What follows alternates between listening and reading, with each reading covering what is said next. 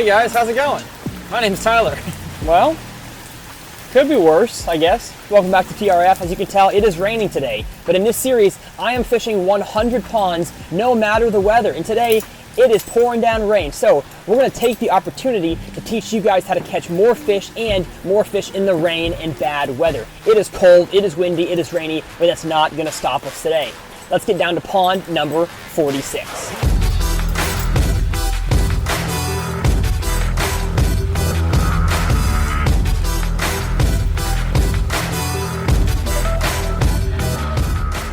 So the first thing I notice is that this little concrete hole here obviously is a water flow from the highway, and this water is dirty. So this whole area here is probably gonna be pretty trashed in terms of water clarity. So I'm gonna move my way down here. Looks like the water clarity is already better. I'd say 2 feet or so, but of course it's really overcast. I can't see much at all. The water clarity could be even better. Now, because this video takes place 100% in the rain, I wanted to tell a good story, but when it's raining, it's really hard to capture both video and audio a good storyline. So I want to break apart the content a few times to share with you guys some key things that I think will help you guys become better fishermen in the rain. And the first of those that you just heard me mention is water clarity and water condition changes that come when weather moves in. The two biggest weather conditions being rain and wind, oftentimes those together can drastically change the water conditions of your pond. Because one thing I know that happens when your clarity decreases because it's cloudy outside, the fish are less aware of their surroundings. So they can't see as far, and of course, they can't see you. So whether the rain brings in dirty water or the rain just brings in overcast conditions, your clarity is worse, therefore the fish are less target oriented and are more roamer. So if it is rainy and thus cloudy outside, your best chances, unless it's like really cold winter time, if it is any time from, early spring until late fall, the overcast rainy conditions will be your friend if you like to cover water. I see various types of shallow grass. We have what looks like milf or hydrilla. What? Okay, I don't think this is hydrilla, but it does look juicy. So we have that, and we have some spiny wart, I think it's called. And in terms of bait fish or forage, I can't see anything, so I have no clue. But when it comes to the lures that I use for rainy conditions, it's almost always a buzzbait or some kind of moving topwater and some kind of moving lure. Today, spinnerbait and buzzbait are what I'm going with. That could be wrong, we'll see. Just gonna cover some stinking water, that's my plan. Of course, I have my AFCO barricade rain suit on. If y'all need some good rain gear, AFCO's got you covered, and I've got a discount code, so what's not to love? I'm working my way down the bank here, paralleling the grass line that I can see. That means making casts that are parallel to that line. Hopefully find some active, shallow fish. I found that in the rain, you can get those shallow fish to become incredibly aggressive, especially clear water like this. If it's calm and sunny, those fish are most likely not going to be shallow at all, and if they are, they're going to be hard to get to bite. When it's overcast and rainy, those fish don't quite know where to go, and so they're very insecure and they bite very easily. All right. No, dang it. One thing I'm finding out about this pond is that we have almost zero bank access. So a lot of the pond is covered by cattails. Obviously, it would be a great kayak pond, but I don't really have many casting angles here. So hopefully somewhere down the pond here, we can find a better area with more availability to fish. Because this all just looks so stinking juicy, but I can hardly fish any of it. Well, I found something very interesting. So I guess we are technically in the next section of the creek, so not the same pond, I guess. But since we're in the mood to explore, I walked all the way down here, and there's actually a waterfall. I guess not a waterfall, more just like a little divider between the two ponds. And the water looks pretty clear down here. I don't think the flood waters have made their way down here yet. So I'm gonna fish this little tiny section here. It looks relatively untouched by this rain so far. All right, a few bait fish have scattered. Lots of bait fish, actually. So I worked down the entire bank with the buzzbait. Did not feel like going any further because it kind of gets unfishable. Not much bank access past that point. I guess on our way back here, we'll give the fish a different angle of the buzzbait.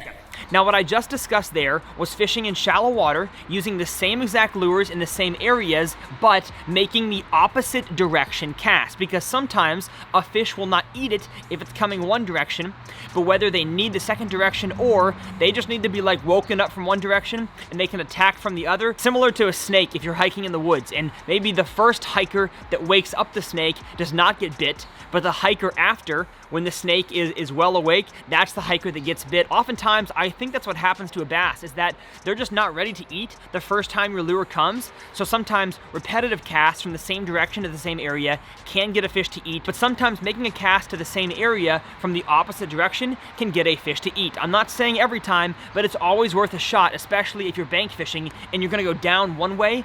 Oftentimes making the same area cast but different direction from the other way will get you some more bites. Oh gosh, holy cow, there's one. Oh my gosh, what a bite. What an absolute aggressive bite. Get in here, yes sir. Let's go, first fish of the day. On the way back, I was just clowning on the fact that I don't think different casting angles make a difference. Well, that one did right there, and we got our first beautiful, 2-pounder of the day. Let's go. Holy cow, that was aggressive. Scared the daylights out of me. Well, folks, pond 46 officially is successful. But I'm not done yet. There's still more fish to be caught, I think. Man, I've just got to believe there's a fish underneath all that water coming in, bringing in fresh bugs, fresh bait fish. Come on. Maybe the buzzbait, though, is not the choice for that. I'm going to go straight to the shaky head. I think a jig would have been better, but your boy didn't bring a jig. So shaky head is what I got. Give it a whip on over there. See how deep it is? It is not that deep, maybe 2.5 feet. Dang it. Felt like a fish. Felt like a fish to me. Oh, I just saw a fish bust. Just saw a fish bust. And oh, he had my shaky head. Dang it. Get a cast up in there. Just let it sit. Let it sit in all that current. Hop it once. Let it sit. Hop it again, let it sit. Lots of rocks down there. But I did see a fish bust. So there's fish in there. Maybe they don't want a shaky head. Maybe they want something a little louder. Let's give the old spinnerbait a try. See if that works. Some magic on these fish. I'm not gonna lie, I'm very shocked that I have not caught one on this little waterfall here. Because I literally saw a fish there. Where'd you go? Gosh dang it, what the heck? That's no fun. So at this point, I had tried several different lures at the waterfall to no fish, which was surprising to me because I know there's a fish there. I had just seen one. But I crossed over to the other side, and at this point, the rain had stopped. Well, I guess we have post-rain conditions now, so might as well talk about my post-rain lures. Most of the time, it is a topwater frog and a topwater frog. I like how calm it usually gets after a rain. The rain has washed in new nutrients for the ecosystem. Fish that were shallow are cruising around a ton, looking for new stuff to eat. And a lot of fish that were not shallow make their way shallow to take advantage of all that new stuff. And I just think a frog is a really fun way to catch them in that environment. Now, like I said, I did not bring much tackle with me, so I did not have a frog to fish in this post-rain situation. So I did what I know is best in these conditions, which is, you guessed it, cover water. I worked all the way down the bank one way, and then came all the way back, giving the fish a different angle. But this time, I did not get a fish to bite, unlike the last time. But now I've arrived back at the waterfall, gonna see if a different angle can get these fish to trigger. Because they're in there, I know it. But after making a few casts to the waterfall from the opposite direction and still not catching a fish, I was frustrated. So kind of as a last, ditch effort, I got within feet of where I thought the fish were going to be sitting in that current and made a repetitive presentation with my shaky head. There's one. Oh baby, let's go. Let's go. I pitched it in a little hole. Oh, awesome, awesome, big one. I pitched it in a hole where there was no current and just let it dangle there, and I felt a donk and I got one. Oh my gosh. One was there the whole stinking time. One was there the whole time. Bring it in here. Let's go. 3-pounder on the shaky head. I knew there was a fish in there. Yes. All I had to do was present my worm 18,000 times in the same area, and eventually it landed in a spot that the fish felt comfortable enough to eat it, and that was stinking awesome. I need a new worm though. And believe it or not, using that technique to get a bite in current actually works a lot more than you might think. A few years ago, I fished big swim baits in a waterfall situation just like the one I was fishing in today's video, but even bigger water.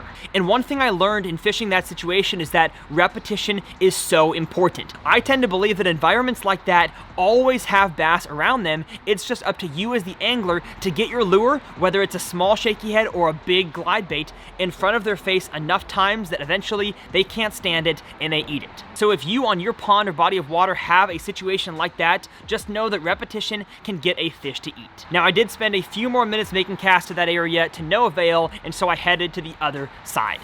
Well, not before I fished this spot here. Same exact thing, little break in the current.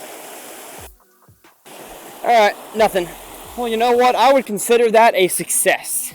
And that brings us to, I think, our biggest learning experience for today, and that is that I've got to be more prepared. Even though it was raining and I didn't want to bring a backpack and get stuff wet, I probably should have at least stuck a few lures in my pocket because I was totally unaware of the body of water. I had never been there before, and so in that situation, you shouldn't just show up blind and then leave all your stuff in the car. I should have brought a few things with me to give myself a better shot at catching fish in a brand new environment. But I'm not upset. I still caught 2, and that is a success. If y'all enjoyed this video and you want to check out my last 100 Ponds video, I will leave that linked up here in the corner. I think that every 100 Ponds episode teaches something different about pond fishing, so I think you'll learn something by watching that video as well. My name's Tyler, and we'll see you guys next time right here on TRF.